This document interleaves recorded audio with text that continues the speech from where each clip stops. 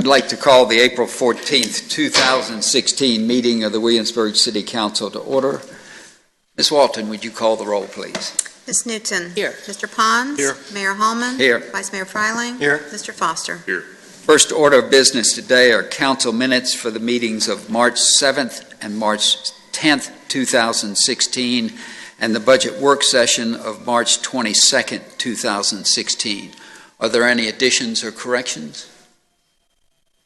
Mr. Mayor, I'll move that City Council approve the meeting minutes from March 7 and March 10, 2016, and the budget work session minutes of March 21, 2016. Second. I have a motion and a second. Would you call the roll, please, Jerry? Ms. Newton. Aye. Mr. Pons. Aye. Mayor Hallman. Aye. Vice Mayor Freiling. Aye. Mr. Foster. Aye. Our next item is a matter of special privilege, and this is an Excellence in Service to Williamsburg award. And this is particularly important because this award comes from peers, and it recognizes one of our employees who has made exceptional contributions to the city. And this award today is for Emmanuel Watkins, who is behind me right now. But Emmanuel, if you'll come out and meet me at the podium.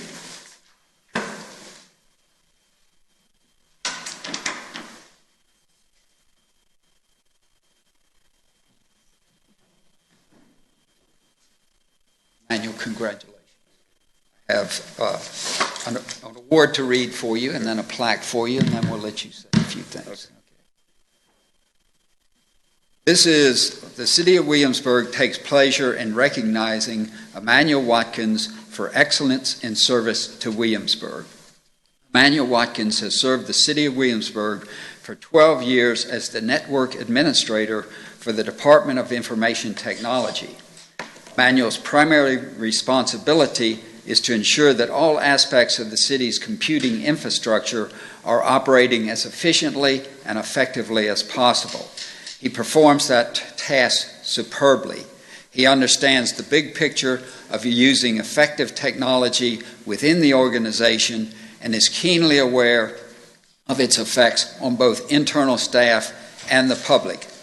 Emmanuel designed and built the temporary City Council broadcast facility in the municipal building during the construction of the new Stryker Center. This action ensured that the ability to broadcast City Council meetings to the City Cable Channel 48 and the Internet remained consistent and even improved in quality. The highly sophisticated technology in the new Stryker Center is a direct result of Emmanuel's involvement and leadership in the overall project. Emmanuel is extremely thorough and thoughtful in his approach to any task he undertakes and is an outstanding example of an employee dedicated to his job, his fellow employees, and the organization. Emmanuel Watkins is hereby recognized for his commitment to excellence in keeping with the best tradition of public service in the City of Williamsburg, dated today, April 14th, and signed by me as mayor and Marvin Collins as city manager.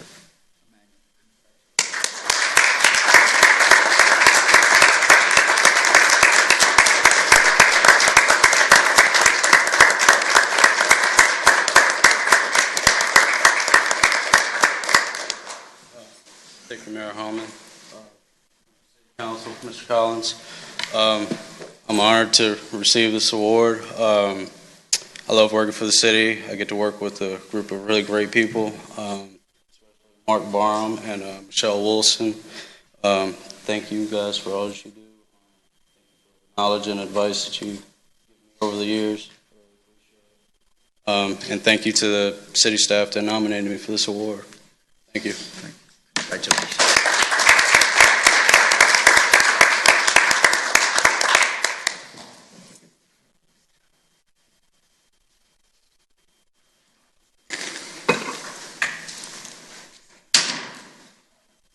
Again, congratulations to Emmanuel. I think all of us have benefited from his expertise in so many ways.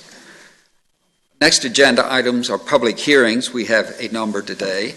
The first is PCR 16-003, revisions of the plan unit development requirements for Port Ann subdivision. This is proposed ordinance 16-07.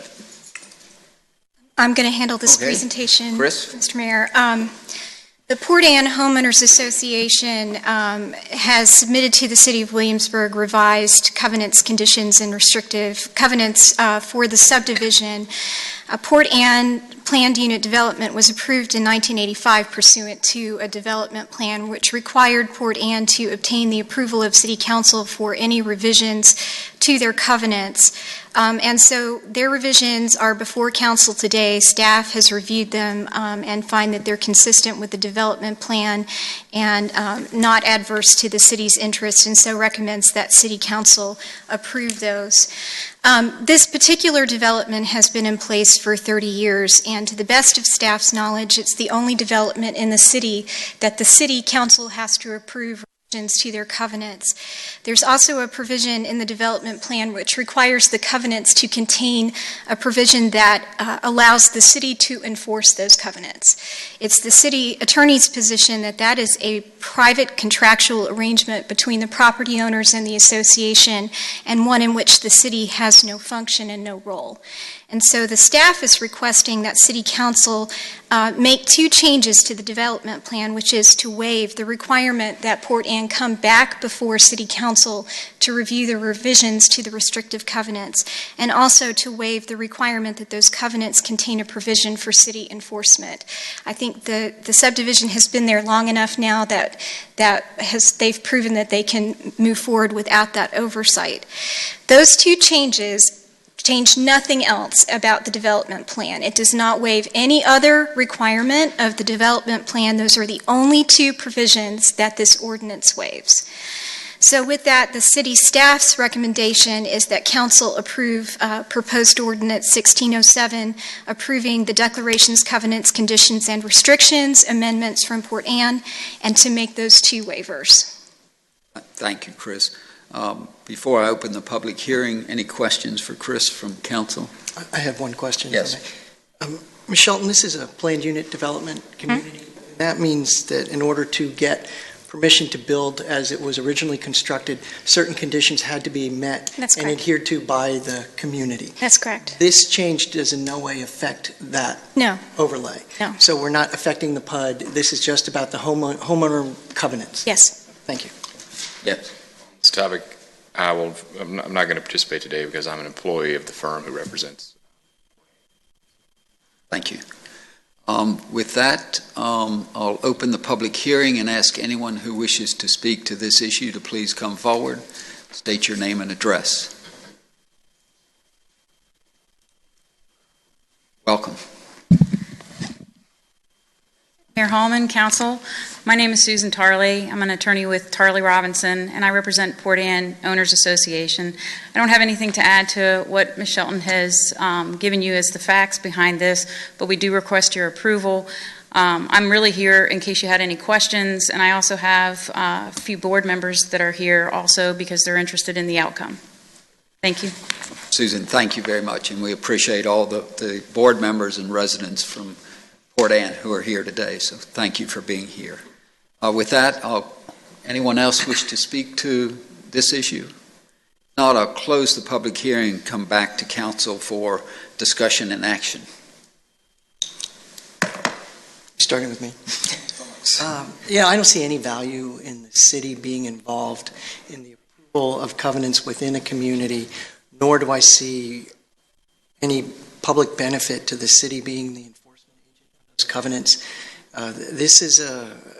These are contracts made between the members of the community and the community as a whole, and those issues are best left to those individuals to work out and resolve as they see fit. They're still bound by the guidelines of the PUD. They're still bound by other normal regulations that any other community would face. And often homeowner restrictions are far more involved and detailed than anything the city would impose anyway. So it just seems to me to be a positive step for the council to back away for two reasons, particularly in light of 30 years of contribution to the community, but secondly, because we just don't have any role in this. I agree that it doesn't appear to be anything adverse. I agree with Paul, absolutely. With that, I'll Take a motion. Mr. Mayor, I'll move the City Council approve proposed ordinance 16-07. Second. I have a motion, a second. Jerry, call the roll, please. Ms. Knutson. Aye. Mr. Pons. Aye. Mayor Holman. Aye. Vice Mayor Fryling. Aye. Mr. Foster. Abstain.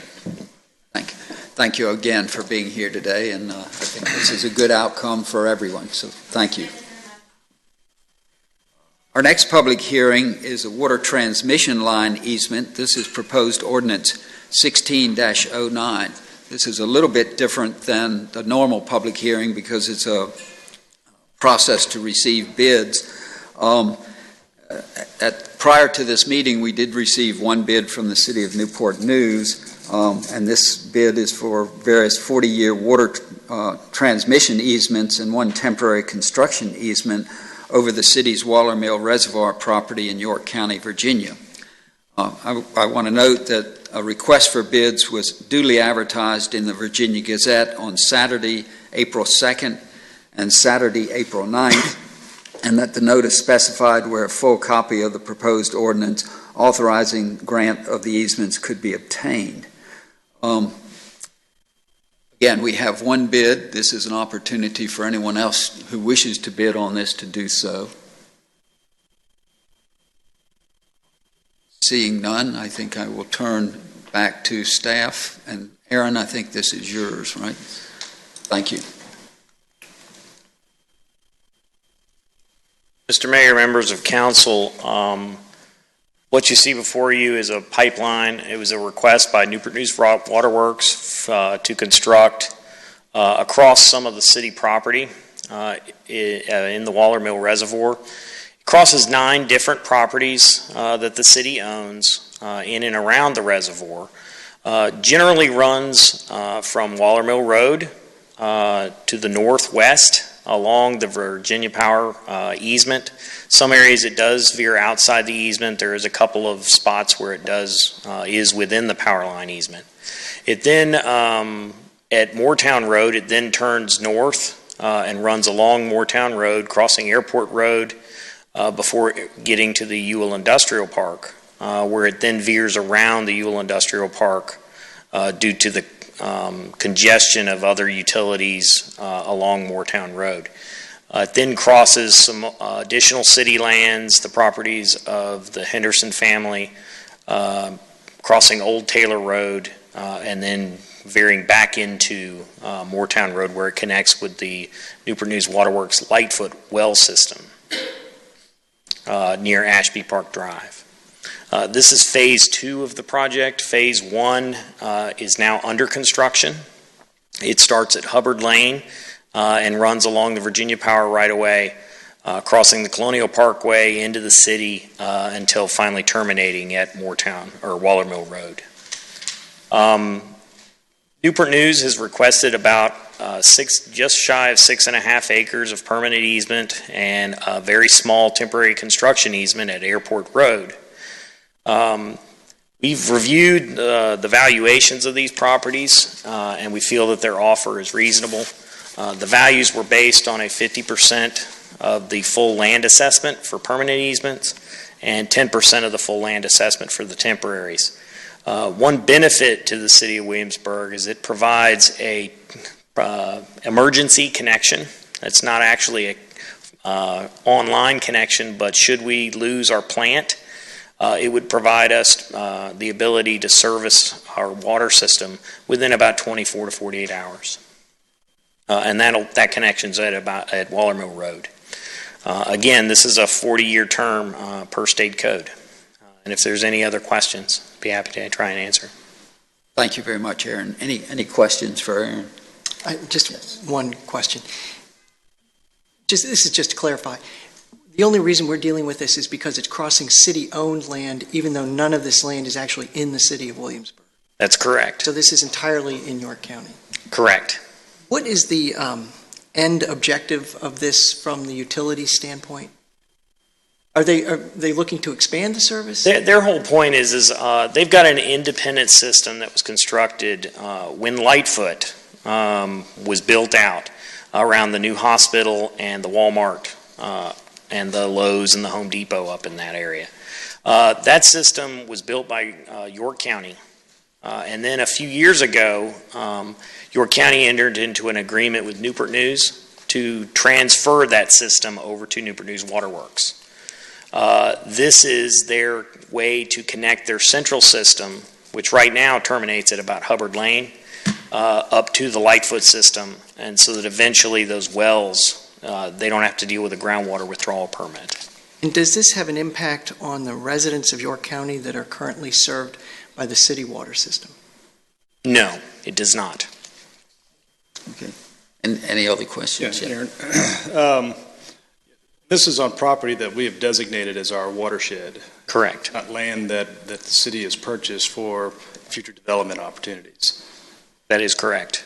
This, what they're proposing to do, doesn't create such a disturbance that it kind of counteracts, keeping the land.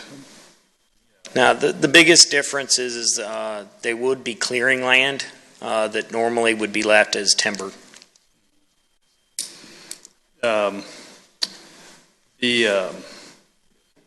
This will all be underground, so we'll still be able to cross over top. Correct. Will they keep it cleared, or will they let it grow back after they? Their intention is to keep it cleared, as they try to do for most easements. They already have along that corridor, at least along the Virginia Power section, 2 other pipelines through that same area. Does this go along those same, I mean, some of it's along the transmission line, which is already cleared, and so, how much of this is also close to where their other lines are, so that how much of this is over land that's already cleared for those purposes? The new pipeline is actually going to be just off of, so it's almost like a widening of the existing clearing out there, at least along the Virginia Power easement. Along Moortown Road, it's going to be almost a widening of the existing roadway. So it's really not going to be noticeable. One advantage that we see is especially at Airport Road, even though it's not under our jurisdiction, I know people of Williamsburg travel through that intersection every day. And this will actually allow for those trees to be cleared back away from the intersection and provide for a little better sight distance. If I may. Yes. Engineering staff did review their plans and require additional check dams and soil and erosion control measures during the disturbed periods, especially around the reservoir, adding additional check dams and catch. I did review that with engineering staff, and they showed me where additional ones were added. Any other questions? I'll open the public hearing, and anyone who wishes to speak, please come forward and state your name and address. Seeing none, I'll close the public hearing and come back to council for discussion and action. You always get to go first. Monday we had a conversation about water issues, not only within the city of Williamsburg, but in the greater region, and the challenges that some of the jurisdictions are going to be facing. And just from that perspective alone, it seems to me that we ought to be doing whatever we can do to help our neighbors make sure they have sufficient and reliable water systems. When you add to that the benefit of potentially connecting into it if there's a problem at our water treatment plant, that's an enormous safeguard for this city, because that's one of those vulnerable points that we always have to be careful about. And having that back channel is of great value. But additionally, this is also about helping these other residents who may need this source of water at some point. I mean, they have the water now, but it's going to help it be better. And York County has been remarkably cooperative, at least from my perspective, with the city on our efforts to acquire land in the watershed and protect it, and the way they work out the tax payments for that.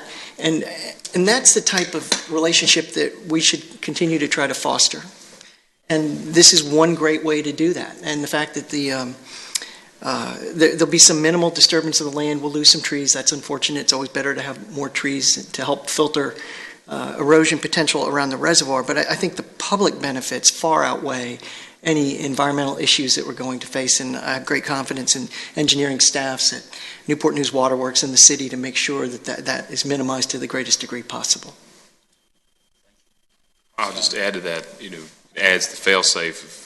Aaron said, 24 to 48 hours of being able to bypass our plans.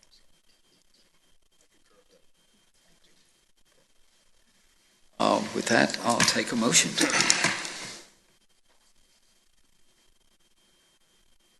It's going to take a while to get. Mr. Mayor, I'll move that City Council approve proposed ordinance 16-09 specifying council's grant of such easements to the City of Newport News, and further that council authorize the city manager to execute the deed of utility easement to the City of Newport News dated April 15th, 2016.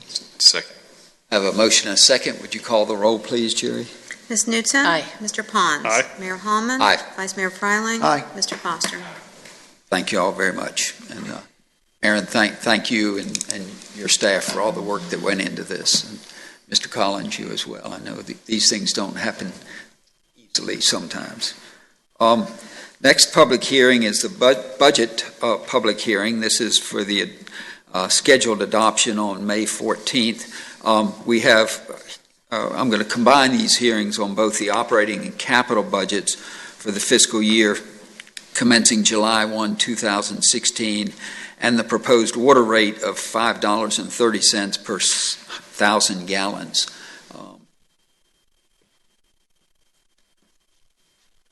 Mr. Collins, are you doing the presentation on this, or?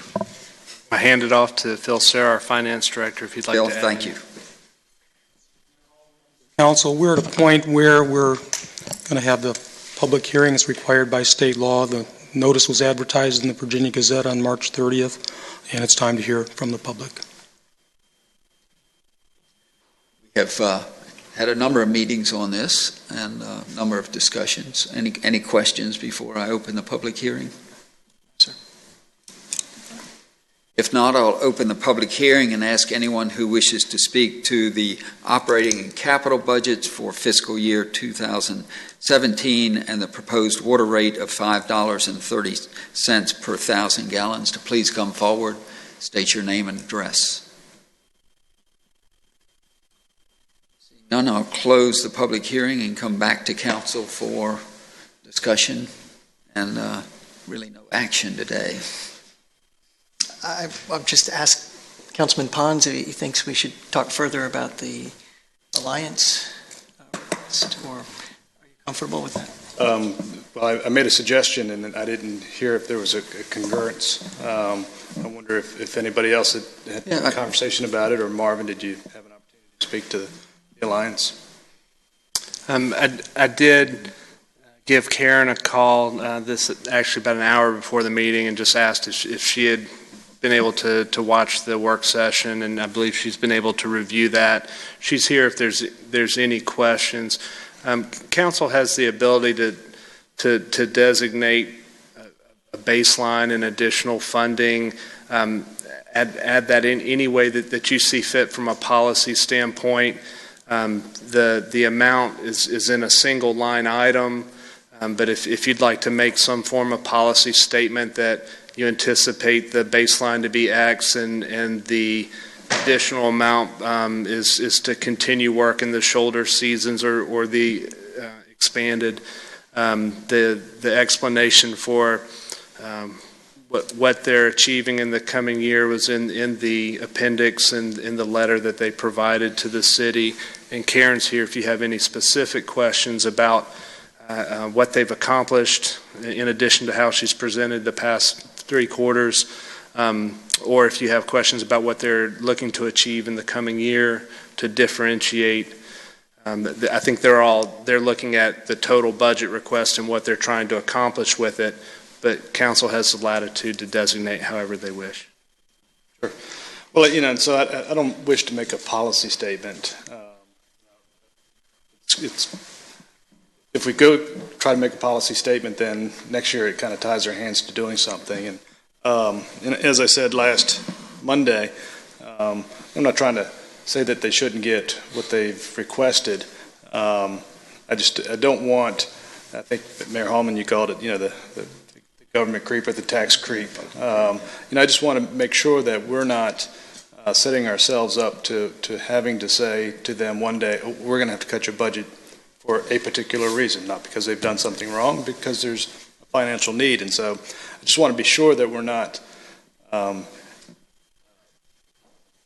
by not having the discussion, we're setting a baseline of a certain amount. And that's probably true with Colonial Williamsburg as well. But beyond that, I do believe, and I know that the Alliance has worked with us in York County and James City County to develop a metrics scorecard in which we could kind of all, have a way of looking at growth in numbers and decline in numbers. And this year, we were fortunate enough to see some increases. And so I think we've seen some positive things happening. So I'm not wishing to cut their budget back at all. So also, if I could add some context to this too, I mean, Bill, and you may remember sort of in 2007, before the recession, their budget was substantially higher than it has been. We cut it significantly there, along with a number of other things. And it seems to me, the current budget and particularly next year's budget are getting back to sort of where we were prior to that, so that, in essence, they're really moving back to where they were sort of prior to the adjustments that were made for the recession. And so, I don't particularly think we need to set this as a base and then anything over that, but certainly that $750,000 to $800,000 is consistent with where they were prior to when we made those initial cuts, and we've gradually been bringing them back up to sort of a level that matches where they were. But also in that process, we've really monitored what they're doing and have gotten feedback from them that has given us a rationale for those types of increases. I'm sorry. Okay. Councilman Pons is correct that there's a series of metrics as a GIO policy goal of council within the current GIO process. And so it's definitely appropriate to look at it and review and see how they're doing on the metrics. And I believe this is the first year of working through the scorecard that was developed with the Tourism Alliance. I think as we end this year and enter into the next GIO, then it might be a good time to have a work session to look at the scorecard and see if the metrics are measuring what is intended to be metrics to be measured. It's just part of our commitment to performance management at the City of Williamsburg. I don't want to assume too much, but I am guessing that just by us having this conversation, that the staff at the Alliance is getting the message that just because it's $800,000 this year, or that's proposed, if we adopt that, that doesn't mean that next year it'll be 800 or more. They understand. But I'm comfortable in a way with what Mr. Pons is saying, because when we had to reduce our allocation to the chamber, they had to change. They had to develop some efficiencies. They had to make some choices and do some things differently. And they did that very well. And in that time since, we've asked them to take on more. We asked them to do more to help market the Christmas season. We asked them to do more to help market Williamsburg Fall Arts, the Spring Arts, and now hopefully to enrich some of the program offerings that we have during the summer to help that season, which, as we've talked about before, can also use some assistance.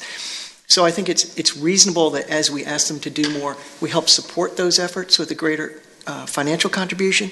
And then we should also realize if we do need to cut that amount in the future, which we certainly hope we don't have to, but if that's necessary, then that may mean that they're going to have to, again, adjust and reduce some of the things that they're able to do. And as long as we're openly communicating that and everybody understands it, I think it's a positive dialogue.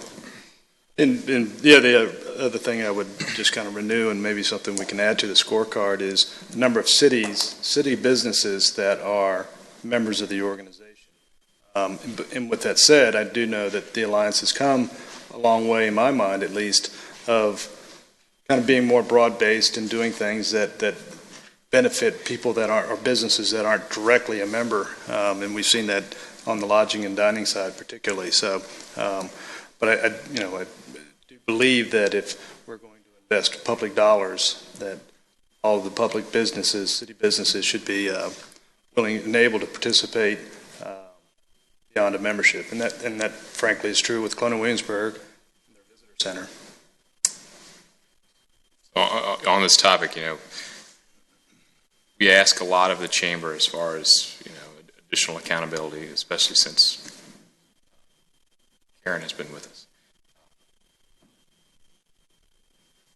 If we're going to continue to do that, probably needs to transcend the agencies and organizations we fund to a certain degree. I mean, we're really investing in both the Chamber and Colonial Williamsburg in a significant way. I think it would be a worthwhile conversation about the things we would like to see from everyone. I don't want to feel like we've just singled out the Chamber. Comments? I do have one speaker's card. Mr. Grossman, I think you wanted to speak to the budget, I believe, so let's open the public hearing again. I screwed up. I thought capital meant buildings, not it operating. I'm Robert Grossman. I represent the Mayor's Beautification Committee. Our budget for the last year was $5,000, and we're requesting that you make it that $7,500. We spent almost all of it this year, and we approved projects in Pollard Park, Upper Jamestown Road, and Merrimack. We've spanned the entire city. Also, our projects aren't something that die at the end of the season. They're permanent improvements to the city. We have, with one exception, we have gone to the Williamsburg Council of Garden Clubs and asked if they would be interested in having a contest putting wreaths on the bus stops at the Christmas time. We ask for your support in the increase in these funds. Thank you. And thank you for the service you do on the... And once again, we should congratulate Mr. Grossman on his award from the Garden Clubs for Arbor Day. That's wonderful. Anyone else wish to speak to the budget or to the water rate? No action is needed today, is that correct? Can we close the public hearing? Okay. I'll reclose the public hearing. Can I just make one more comment? Comments. I appreciate what Mr. Grossman is pointing out, that what they're able to do supplements what city staff is able to do, bringing different resources to bear on something that I think is important to all of us, which is continued attention to the aesthetic quality of this community. So again, I know there's still some numbers we're working out, but if we have that flexibility when some of the final numbers come in, I think that would be $2,500 well spent.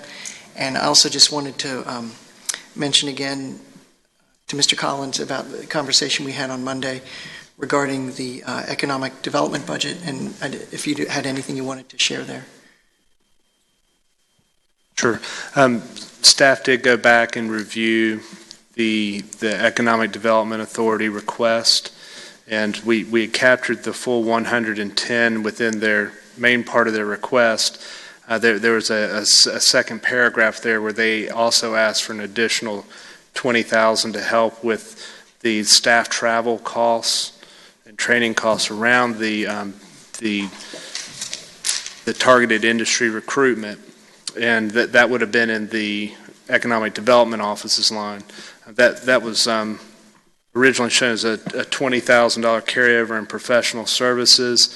Staff had talked during the budget development, and we reduced that down 10, thinking that we were funding other professional services in other lines with downtown design and vibrancy plan and Northeast Triangle redevelopment plan. So we had scaled that back.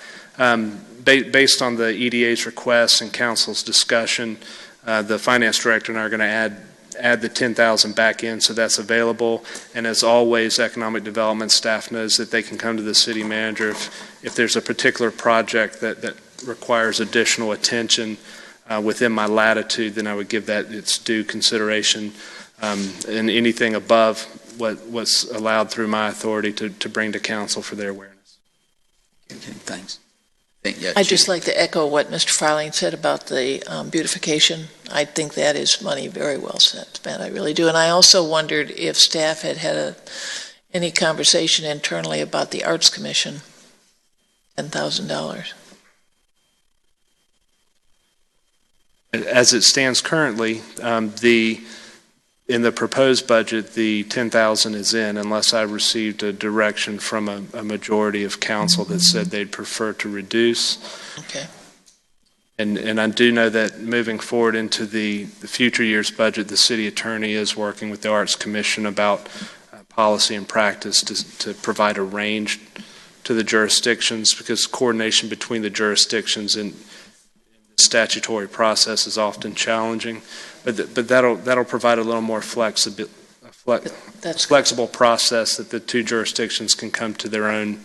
The arts or anything, they're flexible. And for what it's They're creative. Creative. For what it's that's worth, right. I'm comfortable with leaving that money in this year, even though it throws out of balance our Well, and partnership that's- with James City County. Yeah. But for 1 year, we can work with that as long as Right. we have this ability to ourselves be flexible enough with what we grant so Right. that we can keep that 50-50 split in years going forward. Yes. And I think that this is something that's needed some rethinking about the way the relationship works and the mechanism for it, and it sounds like we're on track to do that. So thank you for that, Mr. Collins. Going back to the water, and while I'm comfortable, I'd rather not increase the water rate. I understand the need and the direction that the city's taking, this issue, but I think it would probably be good if staff would, maybe at a work session at some point in the future, kind of go over that needs assessment list and, challenges that we're faced with, from state and federal regulations and just the overall expenses. I think it would be good to give us all kind of a refresher course on that. Yeah, I'm sorry. Oh, and at the same time, what's the projection over the next several years? How do we see this going? Because when we first put these increases in place, we knew at that time they were being staged in to ease the pain all at once. But now that we've been in it for a number of years, will we need to keep continuing that? And if so, it's all an estimate at this point, but what would be the target range for that? And right now, maintaining a 3.5% increase in the 5-year analysis maintains the existing level of service, existing level of production, and accomplishes the capital improvements as seen by staff this year. And within that 5-year period, with a little bit of down and back up with the reserve, maintaining around a $4 million reserve, reminding that if you think about the overall capital value of the water system, that reserve is small. If you're looking at the operating cost of the system, the reserve seems high. So depending on what you're having to replace, whether it be an expensive item within your system or dealing with cost fluctuations in production, that can vary. But I think a work session would be very beneficial. Staff starting to work through that. The current year with the 3.5% increase still retains the lowest combined utility rate in the region. It provides for an approximate 2 to 3% cost increase in production. You have a cost increase in the production costs. At the same time, you have a flat to reduce usage rate within the public. A lot of that has to do with more efficient systems with new development. New development might generate more use, but they also have more efficient water systems being installed. There's less water loss in those systems. Also, there's just a greater community awareness and conservation around water than in past generations. And that's a national trend. It's nothing unique to Williamsburg. But if you think about that cost just of increase in the production of the water, and then you have the remaining of that 3.5, the 0.5% going to the capital. We're having to still take some of the utility reserves this year, $700,000+, to make the utility capital work. Over a 5-year window, the reserves remain flat, but it is pulling from it this year. So this is truly a just-in-time, just enough increase for this year. Might be also useful as part of that to look at the analysis that's being done for the region as a whole by the Planning District Commission, because I think given what's happening regionally, we may be a little bit better off than the region as a whole, but it would be worth looking at that as well.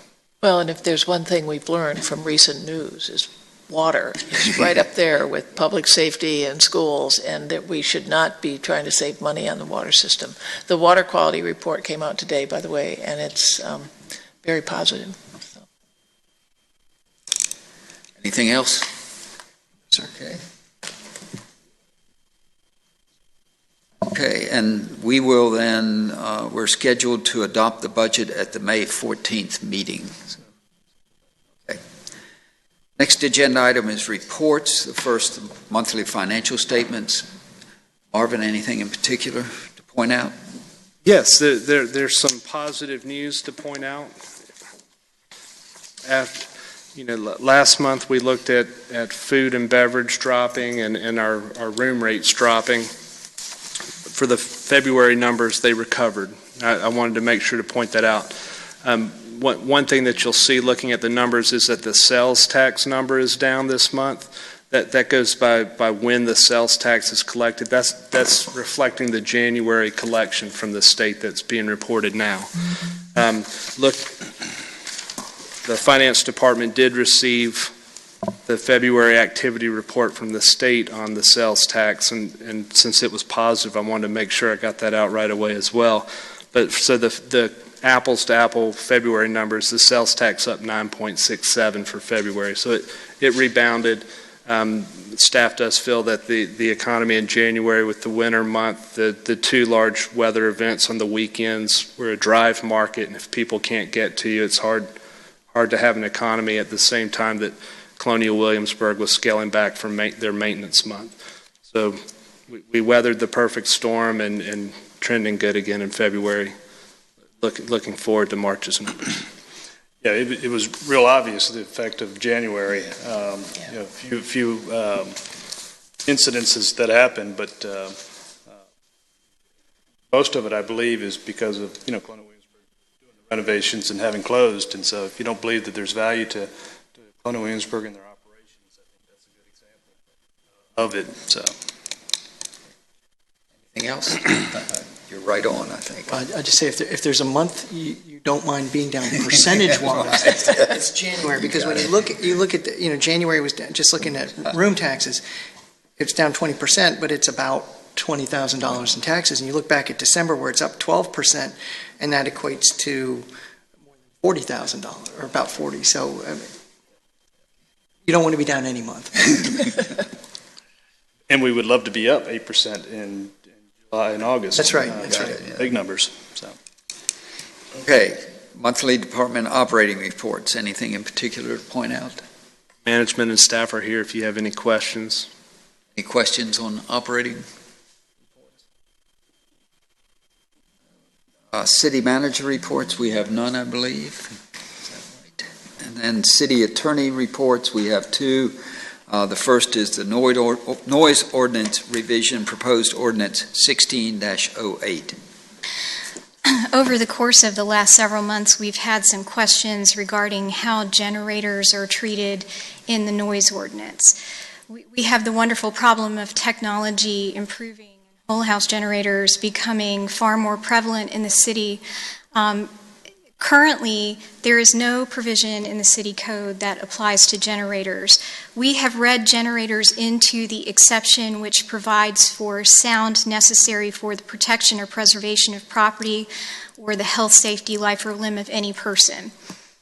Whole house generators present a somewhat different problem because they require a periodic maintenance run in order to operate efficiently and effectively, and so they're effectively running once a week for about 15 minutes to keep the system operational. When they are operating during that maintenance run, they're not providing electricity, it's simply a maintenance run, and so there has been some questions from staff about how to treat that. Consequently, we decided to suggest to council an amendment to the city code which would provide an exception for those maintenance runs. So, a correction from my memo, the hours that they would be allowed would be from 7 a.m. to 7 p.m., so sometime during that for 15 minutes a week, and the maximum decibel level that they would be allowed to run at is 68 decibels measured at the device or 3 feet from the device. So that's consistent with a heat pump. It's less than a lawnmower, and it seems to be fairly typical of what whole house generators' normal operating noise would generate. If the intention of staff in doing this was not to make illegal whole house generators. It was to create an ordinance which would effectively allow them to continue to run and give staff direction regarding how to treat them.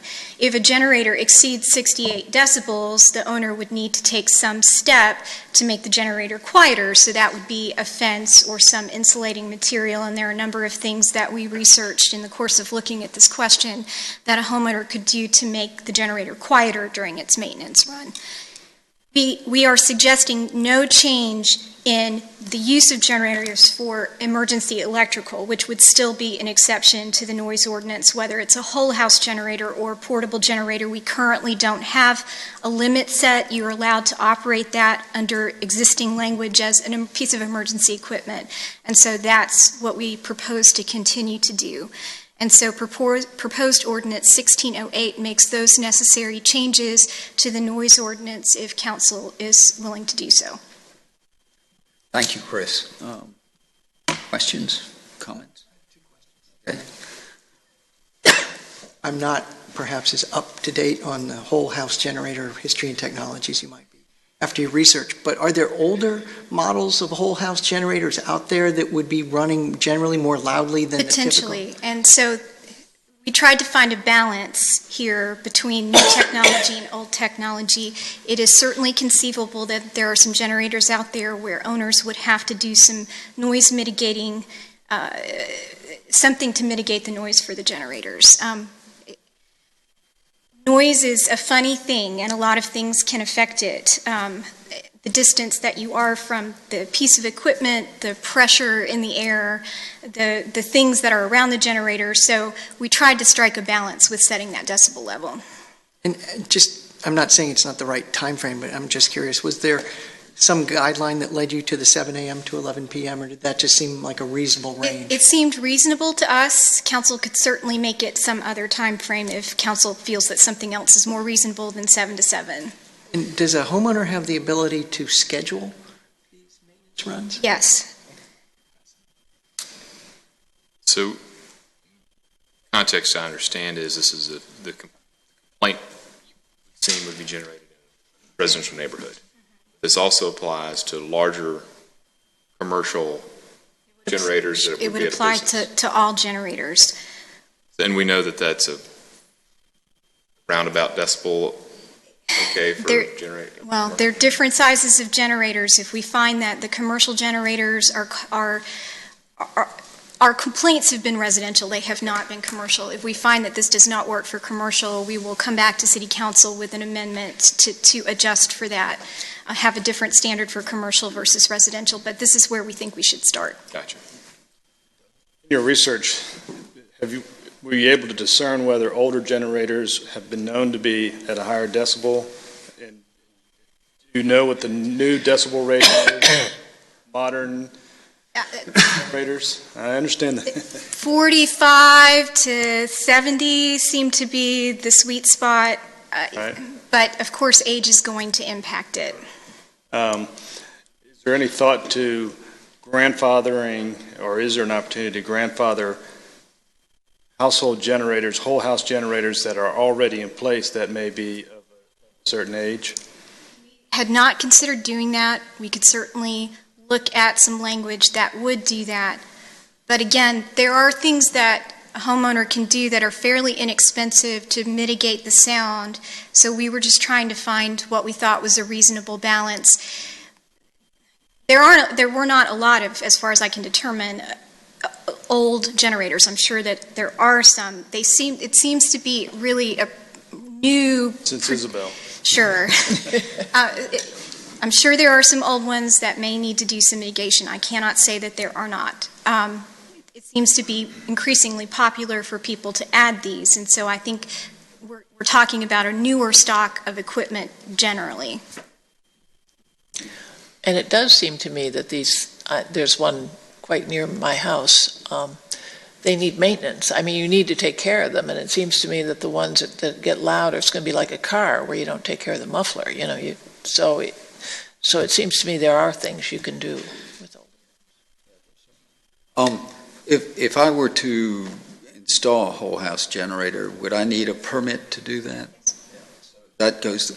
I mean, my thought here is, I have a neighbor next door who installed one. It was right next to a brick wall, and our houses are fairly close together. It made a lot of noise. We did some research, took him some material, and he essentially constructed an enclosure, and now basically you can't hear it. And I'm wondering if, as a service, the city couldn't, when somebody comes in for a permit, we have materials available, particularly if it's in a neighborhood where houses are close together, saying, here are some things you can do to mitigate the impact on your neighbors of putting this in. He built it himself. Basically, when it comes on either weekly or an emergency, we don't know it's on. And it's 10 feet from or 12 feet from our house or whatever it is. So, there are things that can be done, and I'm wondering if we can't be proactive in providing information to people about here are some things you could do. Is that something that I don't want to make a whole lot more work for the permitting process, but if we could add that to the generating permit, whole house generating permit. By doing that, you also make the applicant aware that there's an ordinance in place and that if this is adopted, and that they should be conscious of that. And I think for the most part, everybody wants to be a good neighbor, and they want to do those things that are going to help mitigate issues. And these whole house generators are not inexpensive. No, they're so not. As I'm not trying to spend other people's money, but as a percentage of the cost of what it takes to install one, to buy it and install it, some sound dampening arrangement that's put in at the same time is probably a very, very small percentage of the cost. Question for Ms. Murphy. This little thing in the back of my head, do we require fencing around air conditioning units in certain neighborhoods, and if they're on sides of houses? If they're visible. It's either fencing or shrubbery. So that's if you add you come in, you get a permit, and you add an air conditioning, there's already a requirement that requires certain buffering, and so maybe that could be something done. That's in the preservation areas. In that area, we can do the same with generators. And some neighborhoods where the houses are much further apart, it's not the same issue as where you have smaller, older city lots and what have you. But I think I don't want to make it a regulatory step because I don't think we need to do that. But we can use it. We can think about sort of providing information and awareness that then I think most people will respond. To me, this ordinance seems perfectly reasonable, even if it's only to encourage people to schedule that maintenance run at a reasonable time during the day that they otherwise might not think about. Might not even know they can do it.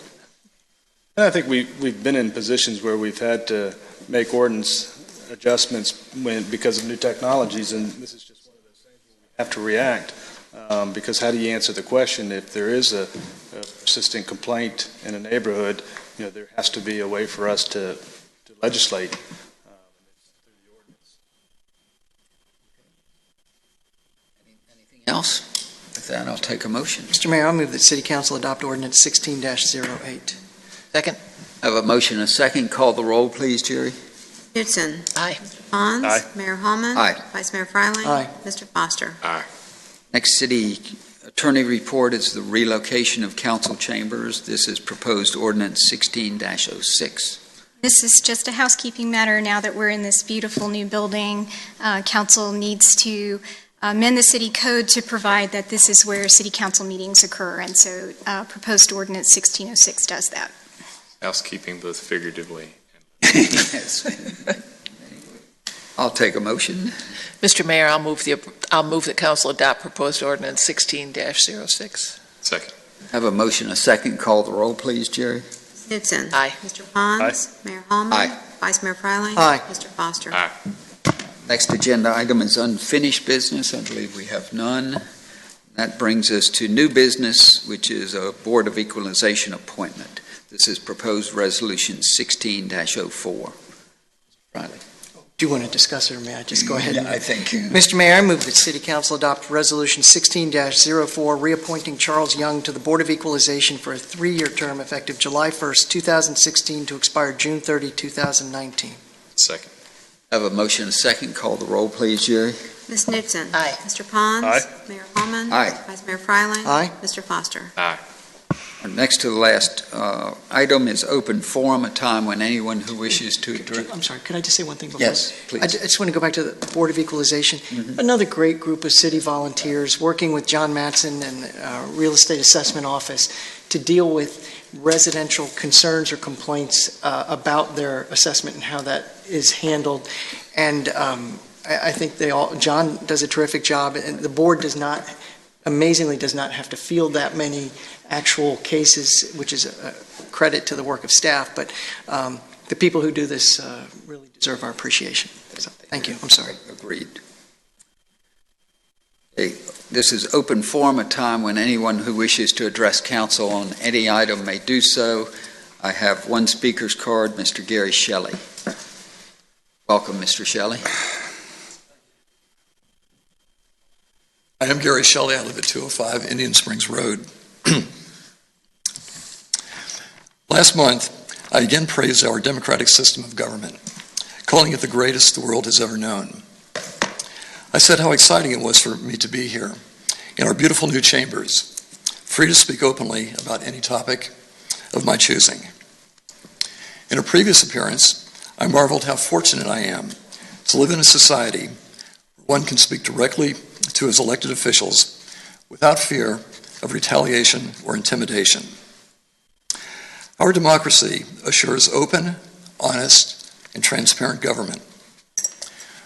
We meet together to advance our shared interests and to resolve the areas of disagreement in a civil matter. Citizens have the right to question their leaders, and leaders have the responsibility to respond to their citizens. Over the years, I have made numerous appearances before you in an effort to learn about your role in the 110 Harrison Avenue fiasco, but you have steadfastly refused to talk about it. I have asked politely that you respond, but to no avail. I have been conciliatory.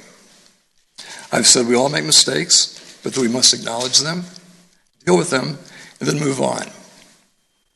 I've offered to apologize if I'm wrong, which if so, would be easy for you to prove, since meticulous records are kept. I have coaxed you to respond. I've said there was a scent of scandal for the Harrison project. I've tried to shame you. I've said that you do not hold yourself accountable. I have charged on multiple occasions that your method of response is to attack the messenger. I have tried to provoke you by reminding you of your oath of office that you swore to uphold. I have referred to our code of ethics, which states that, as a simple ethical test, if the facts of this situation were in the newspaper tomorrow, would it embarrass the city or call your integrity into question? When my words to get you to respond have failed, I have invoked the words of others. I have quoted the poet Sir Walter Scott, who famously wrote, "Oh, what a tangled web we weave. First we practice to deceive." And last month, I cited Pulitzer Prize winner Kathleen Parker, who wrote, "If you lie by omission, you lie by commission."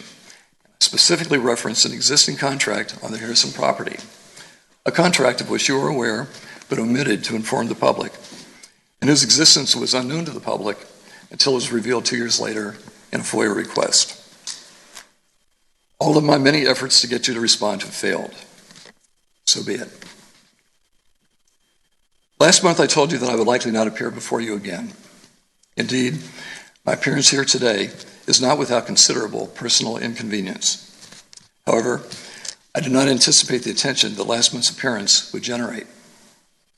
I ask you again, please explain why you didn't make the existence of the contract known. And more importantly, please explain why you've repeatedly not responded to numerous explicit requests for a response to this and other issues, frustrating not only me, but others as well. Anything less than a full explanation disrespects your constituents.